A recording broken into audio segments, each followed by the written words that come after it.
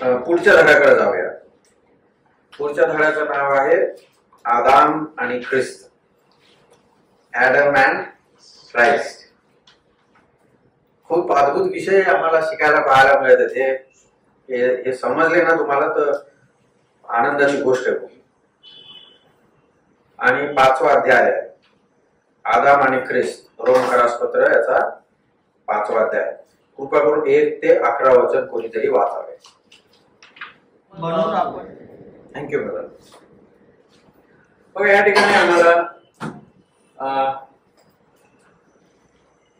जुनी उत्पत्ती आणि नवीन उत्पत्ती किंवा ख्रिस्त आणि आदाम यांच्यातला हा फरक आम्हाला ह्या ठिकाणी पाहावयास मिळत. आता पाऊल कशा प्रकारे सुरुवात करत आहे की सुवार्तेचे काय काय फायदे.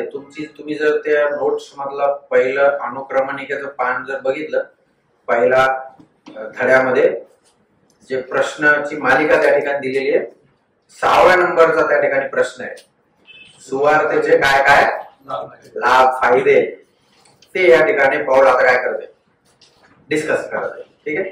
काय म्हणतो तो, नियमशास्त्रात नीतिमत्वाचे आशीर्वाद हे वास्तविक आणि किती सामर्थ्यशाली आहेत याचे पुरावे पाऊल प्रत्येक वचनामधून देताना दिसतो.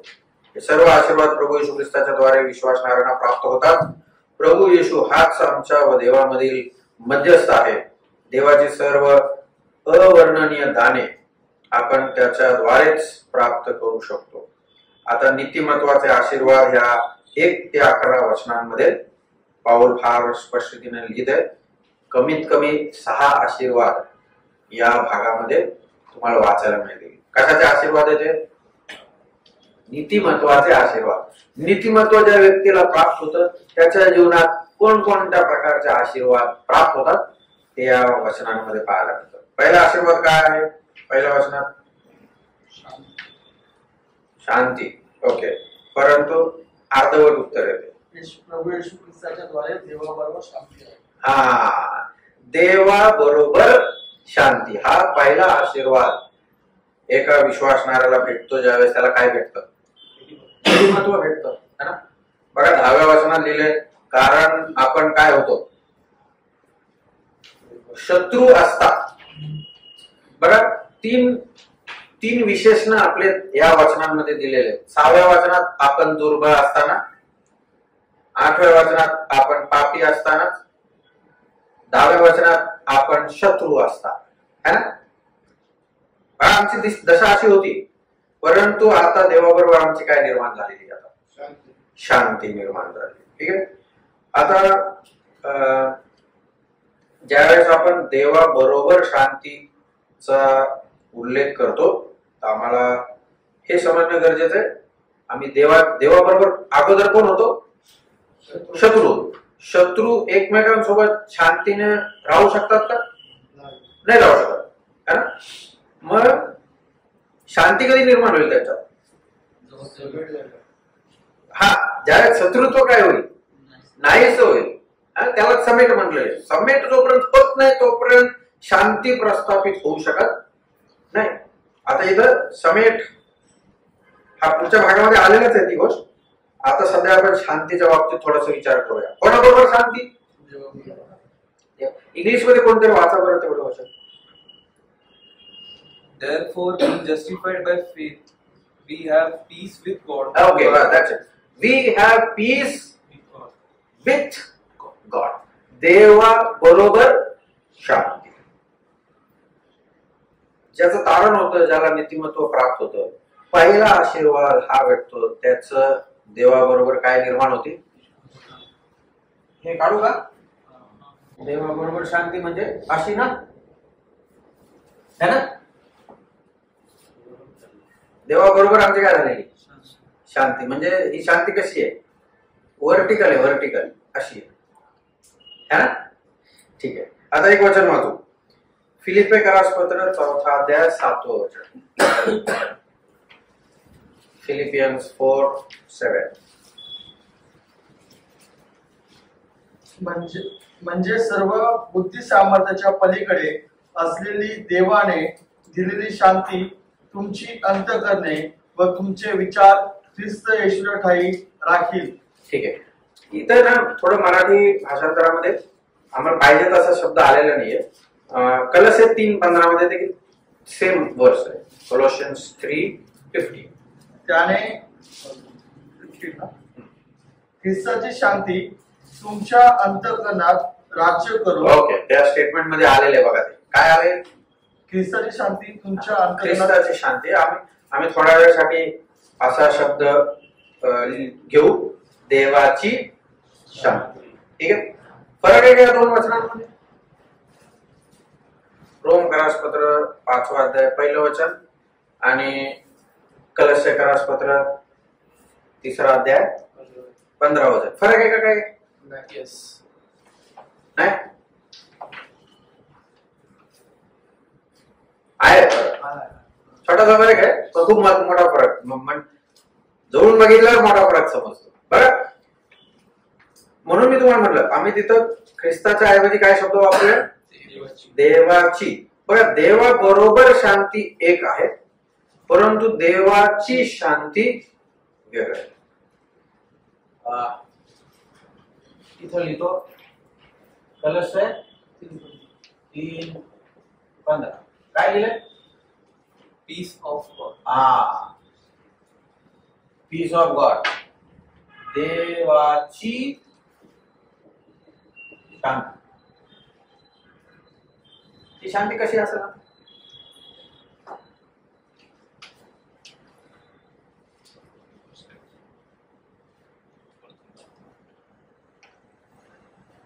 ही आहे.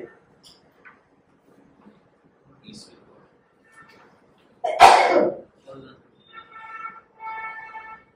ही शांती कशी आहे? देवाबरोबर शांती हा एक भाग आहे. रोम करासपत्र 5वा अध्याय 1लं वचन. याला कारणामुळे मिळालेली शांती. ठीक आहे. कारणामुळे देवासोबत काय निर्माण होती? शांती. एकदा ही शांती निर्माण झाली, या शांतीचा भंग नाही होऊ शकत. काही झालं तरी ही शांती काय होऊ शकत नाही. याचा अर्थ ज्याचं तारण होतं तो 100% पुढे जाणार आहे. स्वर्गात जाणार आहे. स्वर्गात जाण्यापासून त्याला कोणीच काय करू शकत नाही, थांबू नाही शकत.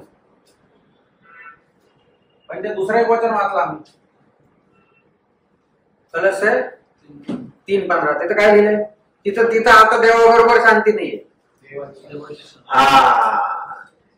देवाची शांती तुमच्या अंतःकरणात काय करू? ही शांती कशी आहे? ही जर देवाबरोबर येते, ही कोण? ही कुठे?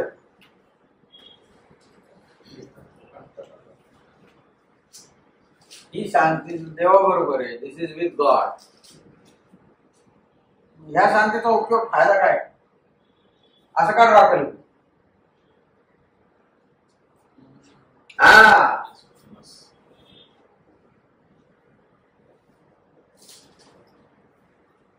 आमची एकमेकांमधली काय आहे? शांती आहे. किंवा बघा, मी तुम्हाला सांगितलं ही शांती काय होऊ शकत नाही, बिघडू शकत नाही, खराब नाही होऊ शकत. On any cost. एक तर तारण झालं, इट इज इटर्नल. ते कोणी आता आदला बदल होऊ शकत नाही. पण ही जी शांती आहे, आम्ही आमच्या परिस्थिती मधून जेव्हा आम्ही जातो, गुजरतो, तेव्हा ही शांती काय होऊ शकते? कशी? शांती कुठे दिलेली? अंतःकरणात देवाने टाकून ठेवलेली. पण परिस्थिती आल्यावर आम्ही ही शांती काय होऊ देतो? ड्रेन होऊ देतो. आलं लक्षात तुम्हाला? म्हणून आम्हाला हे समजणं गरजेचं आहे. देवाबरोबर शांती कारणामुळे प्रस्थापित होती. ती कुठल्या गोष्टीने काय होऊ शकत नाही, भंगू शकत नाही. परंतु ही शांती काय होऊ शकते? भंग पाहू शकते. ज्यावेळेस आम्ही एखाद्या पापामध्ये सापडतो तेव्हा आमच्या मनातली शांती काय होऊन जाते? एखाद्या व्यक्ती जेव्हा समजतं मी चुकलोय, तो शांतीने जीवन जगू शकत. ही शांती खराब नाही होत. ही शांती काय झाली? खराब. म्हणून आम्हाला हे तपासणं गरजेचं आहे. देवाबरोबरची आमची शांती कायम राहणार आहे, परंतु अनेक विश्वासणाऱ्यांच्या जीवनामध्ये देवाने दिलेली देवाची शांती काय पावलेली आहे? भंग पावलेली आहे. म्हणून प्रियानो, पवित्र जीवन जगणं फार गरजेचं आहे. तर आम्ही या दोन म्हणण्यापेक्षा ही जी शांती आहे ती आमच्या जीवनामध्ये हृदयात कायम राहील. पुढचा आशीर्वाद बघा दुसऱ्या वचनामध्ये. विश्वासाच्या द्वारे, तुम्ही सांगा बरं काय आशीर्वाद? ओके, पण एक महत्वाचा शब्द आहे तिथं. Access is the word. कृपा आहे बरोबर आहे बदल, परंतु कृपेत काय झालेला आहे? प्रवेश झालेला आहे. हा खूप अद्भुत मोठा आशीर्वाद विश्वासणाऱ्यांच्या जीवनामध्ये प्राप्त झालेला आहे. प्रभू आम्हाला कृपा देतो एक बाब, पण आमचाच प्रवेश कुठे झालाय? कोणती बडी बात आहे? या दोन मधून कोणतं स्टेटमेंट भारी आहे? प्रभू आम्हाला कृपा देतो एक गोष्ट आहे ती, परंतु कृपेमध्येच आमचा काय झालेला आहे? प्रवेश झालेला आहे. हा खूप मोठा आशीर्वाद आम्हाला प्राप्त झालाय. कृपा या शब्दाचा अर्थ माहिती तुम्हाला काय? लायक नसते, कोणत्याही लायकीची करण्याची गरज नव्हती पण केली. ज्या गोष्टीसाठी आम्ही पात्र होतो ती कृपा आमच्यावर. हा, ज्या गोष्टीसाठी आम्ही पात्र नव्हतो ती गोष्ट आम्हाला मिळाली. त्याला काय म्हणतात? कृपा म्हणतात. जेव्हा केव्हा मला कृपेच्या बाबतीत एखादं वचन माझ्या पुढे येतं, एक उदाहरण मी कधीच विसरू शकत नाही. माझ्या जीवनात घडलेलं ते उदाहरण, ते खूप अगोदर घडलं होतं, पण नंतर मला त्याचा अर्थ समजला. ज्यावेळेस मला वाटतं 12वी मध्ये होतो आणि परीक्षा दिली 12वीची, आणि आता रिझल्ट लागणार आहे लवकर. आमच्या एक बहीण आहे आमच्या मंडळीमध्ये, तर माझी बहिणी ऍक्च्युली ती. तर तिने काय केलं माझ्यासाठी एक त्या वेळेमध्ये बॅटरीचा कॅमेरा, ऑटो रिवाइंड होणारा कॅमेरा काय केला माझ्यासाठी विकत घेतला. आणि ती असं म्हटली, ह्याचा रिझल्ट झाल्यानंतर याला गिफ्ट म्हणून देऊया. आणि रिझल्ट लागला आणि परीक्षेत 3 दांड्या उडाल्या माझ्या. अरे बापरे, तो एक अवघड प्रकार झाला होता माझ्या जीवनामध्ये. एका जणाला इंग्लिश येत नव्हतं, त्याला इंग्लिश, तो म्हटला तुझं इंग्लिश चांगले, तुम्हाला इंग्लिश शिकव. त्याला इंग्लिश शिकवले, त्याला 85 मार्क मिळाले आणि मला 17 मार्क मिळाले इंग्लिशच्या पेपरला. तर असो रिझल्ट आता ती सिस्टर ती आली, आता तिला माहित झाला रिझल्ट, पण तरी तिने काय केलं, ती घेऊन आली गिफ्ट. ती हे पण म्हटली, मला तुझा रिझल्ट माहित झालाय, पण तरी मला माहित नाही, प्रभू मला हे ओझं देते, हा कॅमेरा तरी पण तुला द्या. मी कसा बसा तो कॅमेरा घेतला. म्हणजे घ्यायची माझी पण काय नव्हती, मनस्थिती नव्हती, पण तरी मी तो काय केला, घेतला, ठेवला. अजून ठेवलेला आहे कपाटामध्ये. पण कपाट उघडल्यावर तो कॅमेरा जेव्हा मला दिसतो, मला कशाची आठवण होती? कृपेची आठवण होती. त्याला म्हटलेले कृपा. अजिबात लायक नव्हतो मी त्या कॅमेऱ्यासाठी. तिने तो कोणाला तरी देऊ शकली असती, जो काय झाला तो मला मिळाला. आता ती टेक्नॉलॉजी आउटडेटेड झाली, परंतु तरी पण मी तो काय केला, त्याचं नाव दिलंय त्या कॅमेऱ्याला कृपा. ह्याला म्हणलेले काय, कृपा. आम्ही सार्वकालिक जीवन प्राप्त करण्याच्या अजिबात पात्रतेतील लायकीच नव्हतो, तरी आम्हाला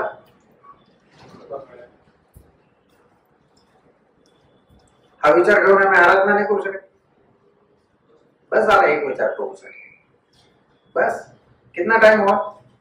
1 मिनिट आराधना केली. हो, मला कृपा कळाली, लायकीचा नव्हतो पण तू गणलंस लायकीचं.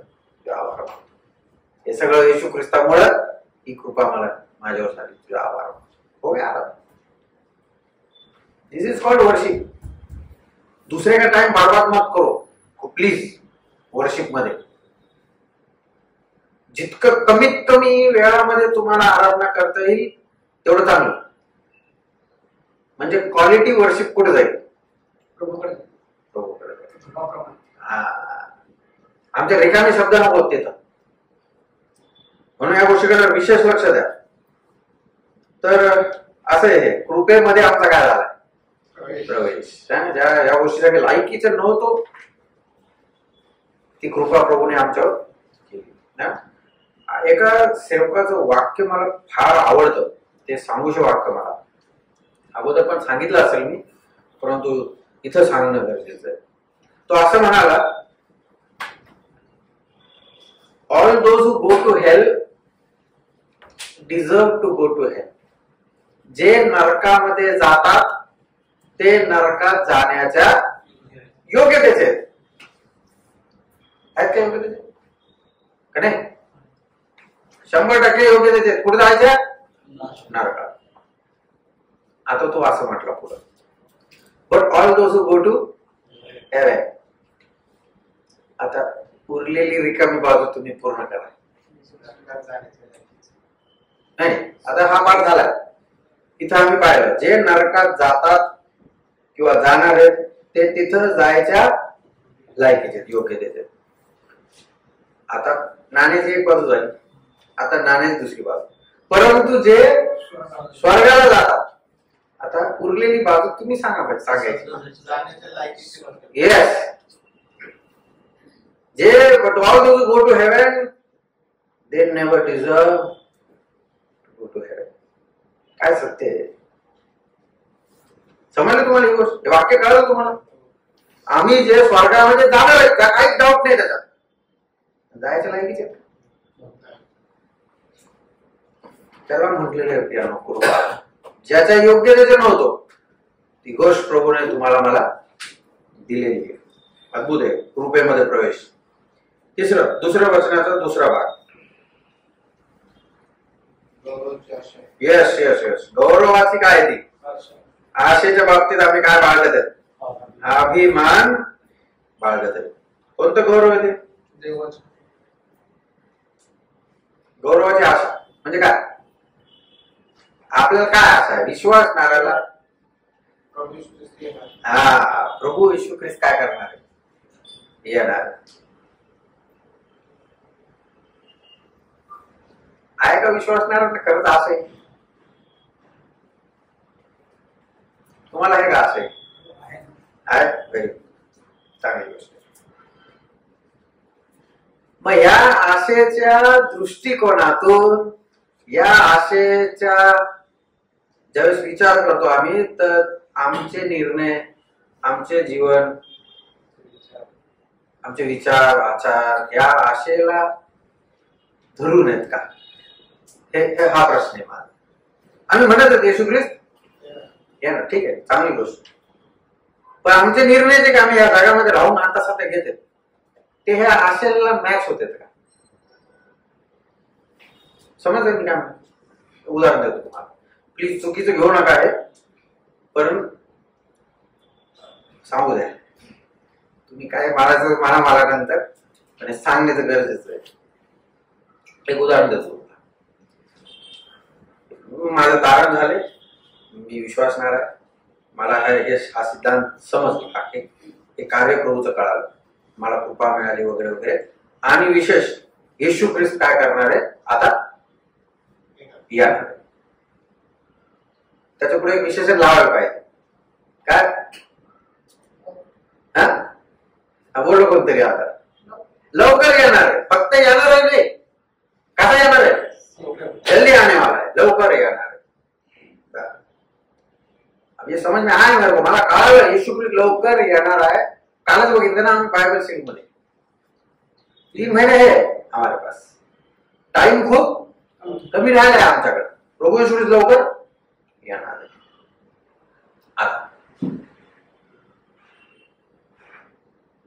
आता मला निर्णय घ्यायचा माझ्या जीवनामध्ये. जीवन हे काय निर्णय आहे, निर्णयांचा ढीग येतो खूप मोठा. त्याच्यापैकी एक निर्णय. आता माझ्याकडे पैसे आहेत असं समजा 10 लाख रुपये. हे 10 लाख रुपये मी 25 वर्षांसाठी काय करून टाकले, एफडी मध्ये टाकून दिले. चांगलं केलं वाईट? चांगलं. पण इकडे मी काय म्हणत आहे, प्रभू येशू ख्रिस्त लवकर येणार आहे. आणि इकडे मी पैसे किती वर्षासाठी टाकले, याचा अर्थ काय?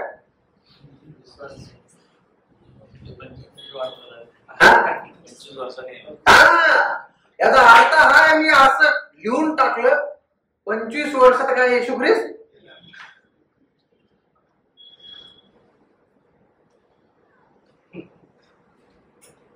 मला काय सांगायचं प्रियानो, मी तुमच्या पैशाच्या विरोधात नाहीये, कृपा करून मला क्षमा करा. पण मला हे सांगायचंय, असं माझ्या पण मनामध्ये भीती आहे प्रियानो, जे पैसे माझ्याकडे आहेत सध्या, जे काय असतील ते कुठेतरी काय केलेले, एक तर घरात ठेवले, नाही तर बँकेत ठेवले. प्रभू जर आला त्याच्या पैशाचं काय होणार?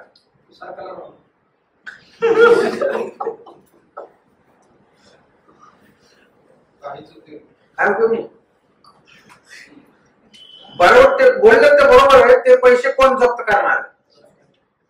तुम्ही म्हणाले कोण वापरणार आहे ते पैसे? मला भीती वाटते माझ्या पैशाच्या बाबतीत. आज जर प्रभू आला ना, मग मला पस्तावा होईल, प्रभू येतो या सेवेसाठी जर खर्च केले असते ना तर बरं, तिथं मला काय झालं असतं प्रतिफळ. पण मी कोणाला दिले ते पैसे खर्च करायला? थोडं अवघड सत्य आहे समजून घ्यायसाठी, पण हे सत्य आहे, हे सत्य आहे. आम्ही एका ठिकाणी म्हणतो प्रभू लवकर येणार लवकर, पण एका बाजूला आमच्या व्यवहारातून आम्ही काय दर्शवून देत आहे ते बोलायसाठी असते. तो काय अजून इतकं वर्ष झाले काय अजूनपर्यंत नाही आला. तीच गोष्ट पेत्र काय करते, त्याच्या पत्रामध्ये लिहून सांगायचं कुठे येशू ख्रिस्ताचं येणं.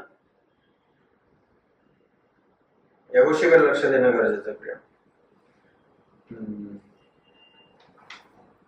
हा पुढचा आशीर्वाद, संकटाचाही काय बाळगतो. तिसरा वाचा, अभिमान बाळगतो. आमच्यापैकी किती जण संकटाचा अभिमान बाळगतो? बघा तिथं लिहिलंय नोट्स मध्ये तुमच्या, जेव्हा आम्ही जुन्या जीवनात होतो तेव्हा संकटात आनंद करू शकत नव्हतो. जर तारणा अगोदर आम्ही संकटात काय करू शकत नव्हतो, अभिमान बाळगू शकत नव्हतो. पण आता तारणानंतर आम्ही काय बाळगतो? अभिमान बाळगला पाहिजे असं त्याचं म्हणणं आहे पावलाचं. मग बाळगत आहेत का आम्ही अभिमान? हे काय बघत आहेत आम्ही, हे जे आता मनन करतात 3-4 मध्ये, हे काय बघत आहेत? आशीर्वाद.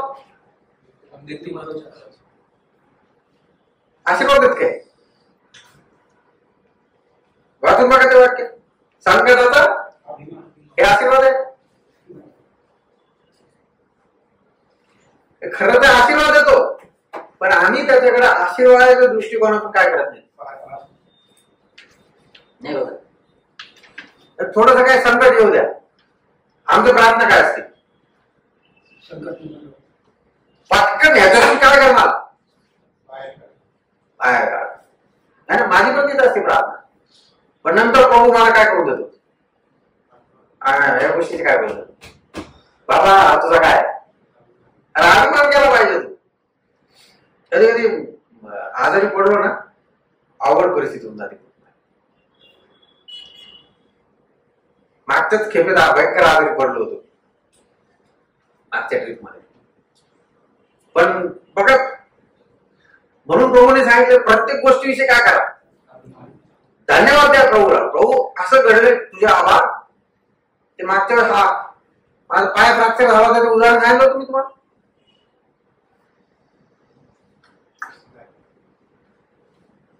भूल गए तुम लोग? नहीं?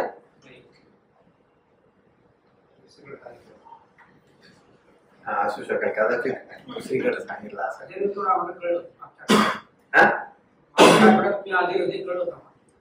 असं नाही, एकदा असं झालं, माझा पाय फ्रॅक्चर झाला आणि प्लास्टर वगैरे लावून घरी बसलो मी आराम करत. ऑफिसमध्ये सांगितलं असं झालं, 1 महिनाभर आता कामाला जाऊ शकत नाही. मग सगळे बंधूंना यायला लागले मंडळी, अरे काय झालं काय झालं काय झालं कसं झालं.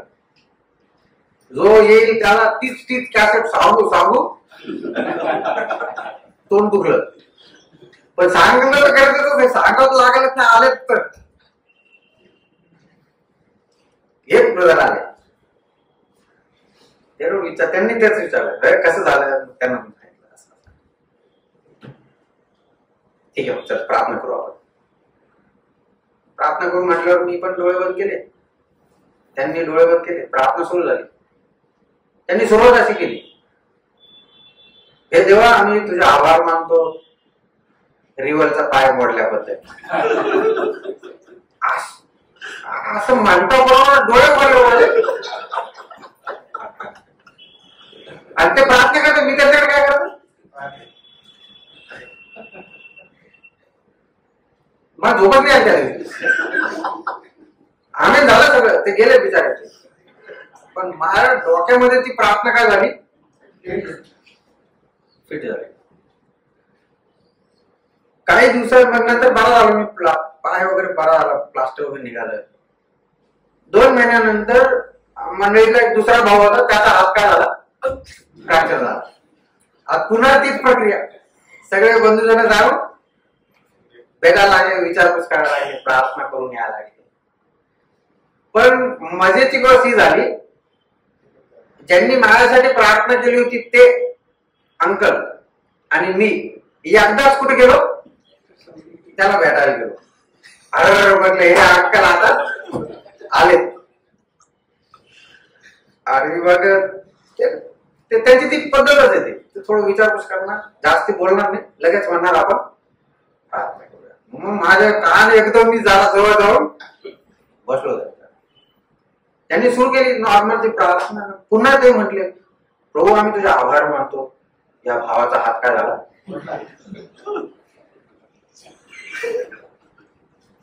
मग मला समजलं, मला हळूहळू, मी कधीच त्यांना विचारलं नाही, त्यांना ही गोष्ट माहित पण नाहीये.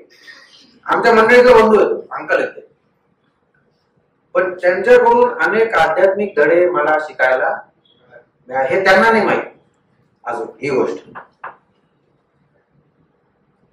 मग मला मग त्यांनी ते वचन उघडून वाचलं, प्रत्येक गोष्टीविषयी काय अभिमान बाळगा, उपकार पण काय करा. मग ते म्हटले, बघा ब्रदर, मोठं काही होऊ शकलं असतं, पण नुसतं काय तुरलंय, आभार मानणं आवश्यक आहे. मोठं नुकसान होण्यापेक्षा हे परवडतं ना छोटं नुकसान. मग मला समजलं ती त्यांची सवय होती, संकटात पण काय बाळगायचा, अभिमान बाळगायचा. संकटात सुद्धा प्रभूला काय द्यायचे. तेव्हापासून कधी कधी चुकतो मी पण प्रार्थना करताना, आजारी पडलो किंवा काही समस्येत असलो ना, मी पण होतो प्रभू हे लवकर काय कर, पण नंतर मी शुद्धीवर होतो. हा बघा, प्रभूने एक टाइम ठेवलेला आहे, समजलं का. त्या जोपर्यंत ती वेळ पूर्ण होत नाही तोपर्यंत प्रभू आम्हाला त्या समस्येतून काय करणार नाही. कितना भी कुछ भी लटको तुम, प्रार्थना नाही होने वाला. जोपर्यंत तो काळ होत नाही पूर्ण तोपर्यंत प्रभू आम्हाला त्याच्यामध्येच ठेवणार. त्याचा उद्देश जोपर्यंत त्याच्यातून काय होत नाही, पूर्ण करून घेत नाही तोपर्यंत तो वेळ आहे. म्हणून प्रभू पावलाला म्हटला, पावलामध्ये पण एक काटा होता माहिती तुम्हाला, काय देव जाणे माहित नाही काय काटा होता, परंतु एक काटा होता, त्याच्यासाठी तो प्रार्थना नेहमी देवाकडे करत होता. तो म्हणा देवा माझ्यातला काटा काय करत. मग देवाने काय उत्तर दिलं, म्हणजे काय, म्हणजे तो जो कात्याचा पिरियड आहे, तो जो समस्येचा पिरियड आहे, त्या पिरियड मध्ये तो पिरियड संपायच्या अगोदर तुला मी काढू शकत नाही, पण तो पिरियड संपूपर्यंत माझी कृपा काय करणार आहे तुला, ही प्रार्थना आहे. म्हणून मला शिकायला मिळालं, प्रभू मी आता ही प्रार्थना नाही करू शकत, मला ह्याच्यातून काय कर काय ही नाही प्रार्थना करू शकत, पण काय करू शकतो, तर जोपर्यंत मी ह्या परिस्थितीमध्ये आहे, तुझी कृपा मला काय कर. बरं, प्रार्थना बदलतात आमच्या, जेव्हा आम्हाला वचन काय होतं समजतं.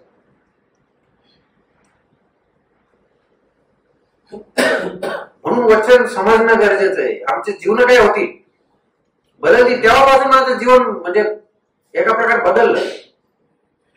त्या अंकलनी मला प्रार्थना करायला काय केली, शिकवली. प्रत्येक गोष्टीत धन्यवाद देणं त्याच्याकडून शिकवलं. संकटाचा काय अभिमान. म्हणून संकटात पडल्यानंतर ही नका प्रार्थना करू प्रभू याच्यातून का, ती नाही प्रार्थना. प्रार्थना काय, प्रभू मी संकटात आलो, तुझे आभार मानतो, पण या काळामध्ये तुझी कृपा मला काय कर, हे सहन करण्याची मला काय दे. याला म्हणतात प्रार्थना, याला म्हणतात संकटाचा अभिमान.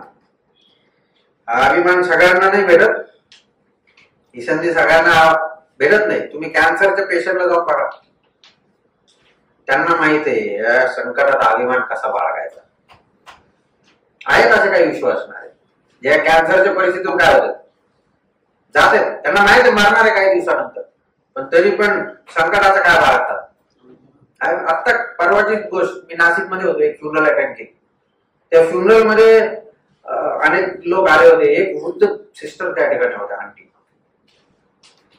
त्यांना कॅन्सर झालेला. त्यांना पण डॉक्टरांनी सांगितलं तुम्ही इतका काळ आता आहे तुमच्या हातात. पण ते त्या सिस्टरकडे बघितल्यानंतर कोणी म्हणणार नाही हिला काय झालंय,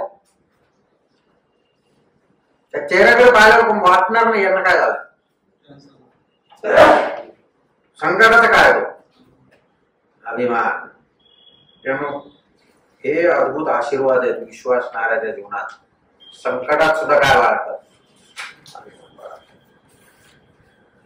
ओके, किती आशीर्वाद आहे.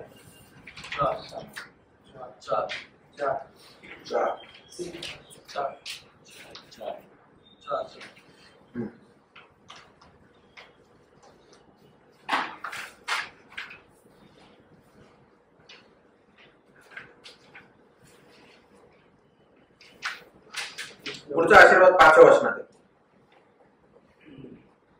आशा काय करत नाही, लाजवीत नाही. बघा प्रियानो, प्रभू येशू ख्रिस्त ही आमची काय आशा आहे. ती गोष्ट खरी आहे की प्रभू येशू ख्रिस्त येऊन घेऊन जाणार आहे, ती आमची जिवंत आशा आहे. परंतु वचन आम्हाला सांगतं ख्रिस्तच आमची काय आशा. कोणतरी असं सांगितलं की म्हणजे त्याचं फक्त उदाहरण घेऊन सांगितलं असं होणार नाही, परंतु त्या उदाहरणातून खूप मोठी गोष्ट शिकायला भेटते. तो असं म्हणाला की जर ख्रिस्त स्वर्गात नसल, तुम्ही प्रकटीकरणाचं पुस्तक वाचून बघा स्वर्ग कसा आहे. वाचलंय कधी प्रकटीकरण? माहिती स्वर्गामध्ये तिथं काही गोष्टी आहेत, त्याच्या काही गोष्टी नाही आहेत. तुम्ही तरुणांना अभ्यास करा, कुठल्या गोष्टी स्वर्गामध्ये नाही आहेत. जिथं स्पेसिफिकली उल्लेख केलाय तिथं असं तिथं अश्रू रडणं नाही, हे एक उदाहरण सांगितलं. अशा अनेक गोष्टी आहेत तिथं त्या स्वर्गामध्ये तुम्हाला सापडणार नाही. स्वर्ग एक असं ठिकाण आहे जिथं विश्वासणारे सोन्याला तोडवणार आहे. सोन्याचे काय रस्ते, रस्त्यावर काय करणार चालणार. ज्या सोन्याचं आज आम्ही एवढं मूल्यमापन करत आहे ते आमच्या कुठे जाणार आहे.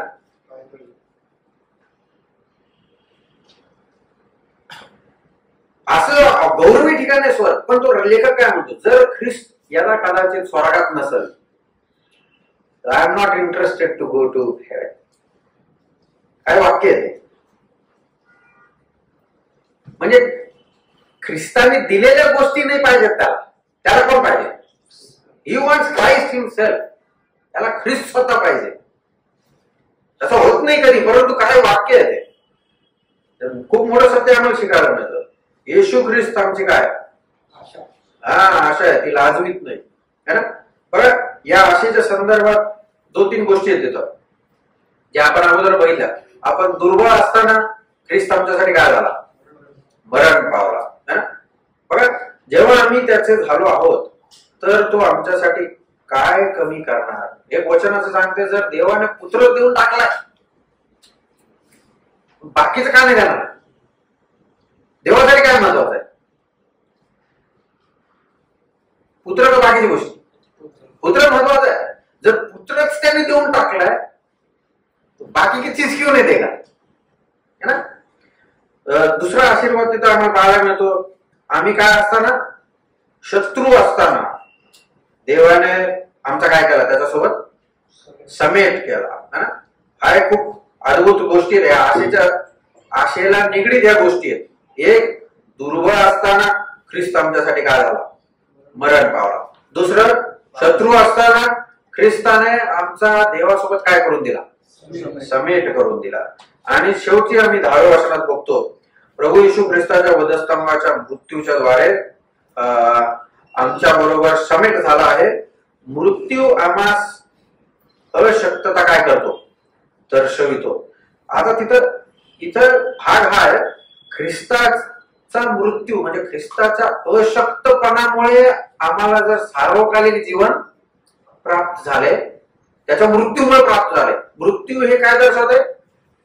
म्हणजे येशू ख्रिस्त अशक्त झाला हे नाही म्हणणं आहे, परंतु मृत्यू अशक्तता काय करतं? दर्शवतं. जर मृत्यूमुळे आम्हाला जीवन प्राप्त झाले तर त्याच्या जीवनामुळे आम्हाला किती जास्त गोष्टी प्राप्त होतील ते पावलाला आम्हाला या ठिकाणी सांगायचं. आणि पुढचा शेवटचा आशीर्वाद 11व्या वचनामध्ये दिलाय. आता आम्ही देवाच्या ठाई काय बाळगतो? आम्हाला देवाचा अभिमान आहे. इथं आयडिया ही आहे की बघा तो पॅसेज वाचूया.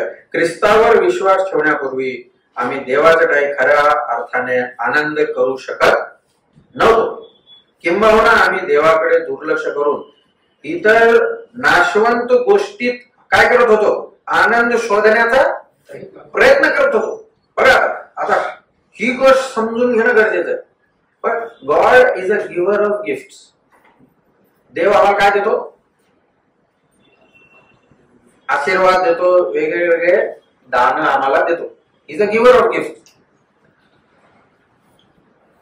इथं आयडिया ही आहे किंवा शिकून घेण्याचा धडा आहे की अनेक वेळा आम्ही त्याने दिलेल्या दानांमध्ये काय होऊन जातो? गुंगून जातो. आणि देणाऱ्याकडे काय होत? दुर्लक्ष होत. मी नेहमी उदाहरण देत असतो. जे लहान लेकरं असतात घरामध्ये 3-4 वर्षाचे 5 वर्षाचे, तर आई वडील कुठं बाहेर गेले, नुसतं बाहेर जाऊन येऊ द्या आई वडिलांना, तर पहिला प्रश्न काय विचारणार? माझ्यासाठी बस खास. आणि जर काही नसलं तर मग आवड परिस्थिती. त्यांचं मन कशात अडकलंय? खाऊ मध्ये, खेळणीमध्ये. माझ्यासाठी काय आणलं?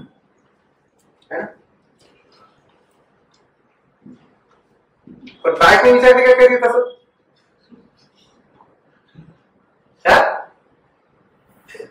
ज्यांचं लग्न झालं त्यांना विचारते का तसं कधी? नाही. बघा लेकरं विचारणार माझ्यासाठी काय आणलं, पण ती काय विचारणार? तुम्ही घरी कधी दीपेश सही घरी कधी येणार आहे? तर त्यांना तुमच्याकडून काही नाही पाहिजे. त्यांना काय पाहिजे? तुम्ही पाहिजे. विश्वास नावाच्या बाबतीत तीच बाब आहे. God is a giver of gift. एक भाग येतो तो आम्हाला भरपूर काय देतो? आशीर्वाद देतो, दान देतो. पण कधी कधी आम्ही पण त्या लेकरांसारखे स्वार्थी बनतो महाराजासाठी. काय नाही आलं जाऊ बायबासाठी येत नाही, आराधना येत नाही. एवढा मागत होतो तुला मी, एवढं मी अपेक्षा ठेवली होती, काहीच नाही आलं. कभी कभी हम भी बच्चों के जैसे व्यवहार करते हैं. दानांमध्ये आम्ही काय होऊन जातो, त्याच्यामुळं दान देणाऱ्याला काय करतो, दानापेक्षा दान देणारा काय कसा आहे, थोर आहे. तो देणार देतच राहणार आहे, परंतु दानांमध्ये काय होऊ नका, गुम होऊ नका. दान देणाऱ्याकडे काय द्या, लक्ष द्या. दान देणाऱ्याकडे लक्ष द्या. अशा प्रकारचे 6 आशीर्वाद विश्वासणाऱ्याच्या जीवनामध्ये प्राप्त झालेले आहेत. एक एक आशीर्वाद घेऊन तुम्ही काय करू शकता, आराधना करू शकता. खूप मोठ्या प्रियामुळे. तेव्हा मी तुमच्यासारखा तरुण होतो ना, त्यावेळेस कधी कधी मनातून काय मुद्दे भेटायचे, सगळ्यात सांगत नव्हतो, 3 मुद्दे ठेवून द्यायचो. कशासाठी, पुढच्या रविवारसाठी. नाही भेटलं तर काय करणार. आता मला पस्तावा होतो, तेव्हाच काय केलं असतं तर सांगून प्रभूचं गौरव केला असतं. कारण ही खाण कशी इतकी मोठी खाण आहे ही. इथं तरी आम्हाला आठवड्याचा पहिला दिवस गेला, तिथं गेल्यानंतर सगळे दिवस आठवड्याचे पहिले. इथंच आम्ही आराधना नाही करू शकणार 2 तासासाठी. मला सांगा बरं, तिकडे अनंत काळात तुम्ही काय करणार. माझा प्रश्न कळाला तुम्हाला. इथं आम्ही 2 तास जर त्याची आराधना नाही करू शकत, अनंत काळामध्ये हम क्या करणार. आम्ही मानवी देत असल्यामुळे तेवढं बसू शकत. तिथे प्रभूजवळ आम्ही वेगळ्या देहात असल्यामुळे बसू शकतो. बर, ठीक आहे. मी समजून घेऊ शकतो तुमच्या भावना, पण त्याचा अर्थ हा नाही की प्रभू. एक उदाहरण सांगतो तुम्हाला. एक माणूस होता, त्याला थकला होता जाम काम करू, पण प्रार्थना केल्याशिवाय तर आता झोपता येत नाही. बसला कसा तरी प्रार्थनेला, कंटाळा भयंकर आला होता, थकलेला होता. त्याला असं होत होतं कधी मी आता बिछाण्यात आडवा होतो, पण तरी बसला होतो. शब्द पण त्याला काय व्हायला सुचना. शेवटी तो एक वाक्य म्हणला, देवा तुला सगळं माहिती बाळा, आता झोपू दे. ते चुकीची का प्रार्थना, बरोबर आहे प्रार्थना, पण योग्य आहे कधी नाही. जो वेळ आम्हाला प्रभूने दिलाय, ख्रिस्ताला अधिक जाणून घेण्यासाठी दिलाय, त्याच्यासाठी येत आहे. आम्ही सगळे काम करतो. आज मी जर प्रश्न विचारला, किती जण बायबल वाचून आले,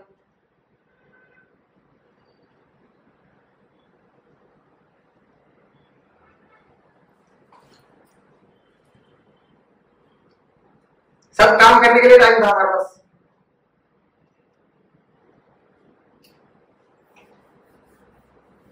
त्या मोबाईल मध्ये ना